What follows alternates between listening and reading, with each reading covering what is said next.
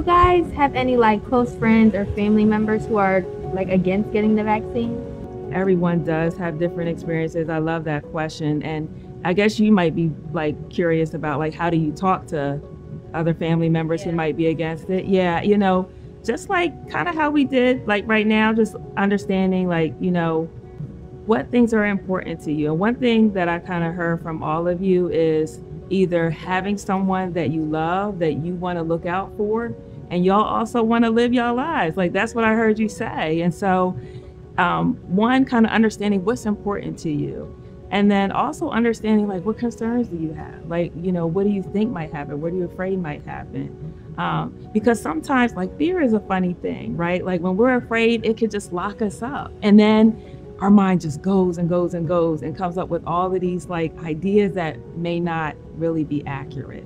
And so just having a conversation and then being able to present facts, being able to give information, to a family member or a friend, and then even tell them about your experience. Because that goes a long way. Being able to tell somebody, okay, I went through it, like this is what I experienced. Doesn't mean everybody has the same, experience. There are some side effects, and happy to talk about that. But those types of tools can go a long way.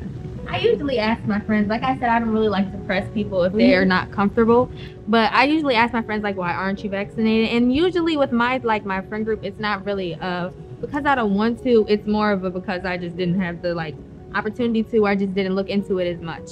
It's not just a priority. It's more of just something that's, it's not against, but it's just not first on my bucket list. So like with my friends and stuff, I encourage it, but I don't really try to throw it in everyday conversation. Everyone has to move at their own pace and come to their own decision. And so the best thing that you can do, nobody really likes to be talked at and like told what to do. And so sort of just going over, like Dr. Perry said, like how you came to your decision and your thought process. And I think one of the biggest things is to have honest conversations and sort of talk about what's true and what's not true. And so sometimes people are nervous about certain things, but what they're nervous about isn't a truth. And so if you can sort of share what you believe to be true and what isn't true, in fact, backed with facts, then sometimes people's fears can be sort of brought back down when they realize whatever they're afraid of isn't really true or something they need to be afraid of.